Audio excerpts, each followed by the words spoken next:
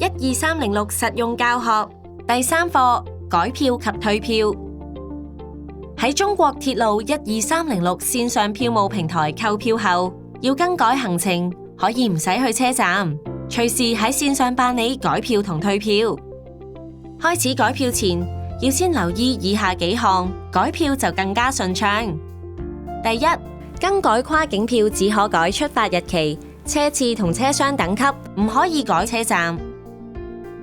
第二，每張車票只可以更改一次，改票後唔可以退票。第三，截止改票時間方面，香港出發嘅列車係開車前30分鐘，而內地出發嘅列車就視乎個別車站安排。以下示範喺手機 App 改票嘅流程，幾個簡單步驟就可以輕鬆辦妥。首先登入賬戶後，撳訂單，已支付，入去未出行訂單頁面，撳一撳想更改嘅訂單，之後會轉至訂單詳情頁面，撳改簽，系統會顯示可更改嘅車票，剔返相應嘅車票後，閱讀溫馨提示，再撳確定，之後嘅流程同購票大致相同，先選擇乘車日期同車次，閱讀溫馨提示後撳確定，轉去確認訂單頁面，你可以選擇車廂等級同座位編號，揀完後撳提交訂單，會轉去未完成改簽嘅頁面，確認更改嘅訂單冇錯之後，就可以撳確認改簽，完成整個流程。你可以喺賬戶內撳訂單，已支付，去到未出行訂單頁面睇到已改簽嘅車票。要留意，如果舊車票票價高過新車票，差額會退返去原支付戶口；如果舊車票票價低過新車票，你需要先繳付新票全額票款。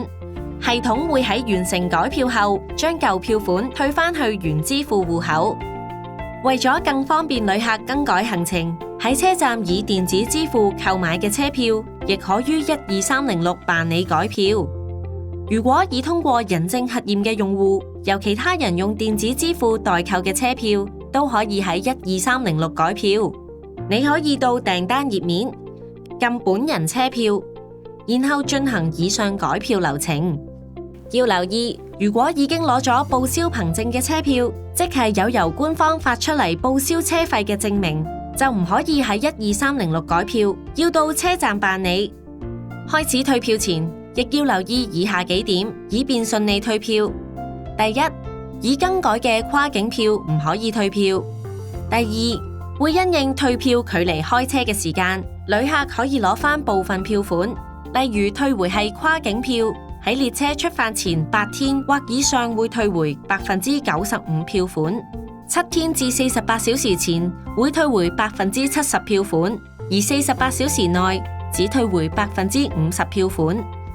第三，截止退票時間方面，香港出發嘅列車係開車前30分鐘，而內地出發嘅列車就視乎個別車站安排。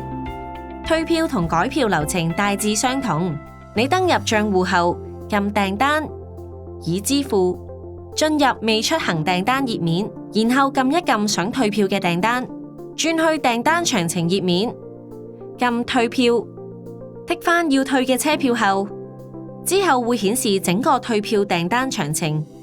打開明細就可以睇到退回嘅票款，確認資料冇錯之後，撳確定退票，閱讀溫馨提示就能夠成功退票。之後款項會退返去原支付戶口。為咗更方便乘客退票，喺車站用電子支付購票，亦可以喺12306辦理退票。如果已通過人證核驗嘅用戶，由其他人用電子支付代購嘅車票，用現金購票或者已攞咗報銷憑證嘅車票，都可以喺12306辦理退票。如果係現金購票或已攞咗報銷憑證，你需要喺成功退票後180天內去車站出示證件正本攞返退款。記住，如果有相關嘅報銷憑證都要帶埋去。12306提供一站式線上平台，除咗購票，改票同退票服務一樣靈活易用，配合唔同出行需要，隨時隨地更改行程。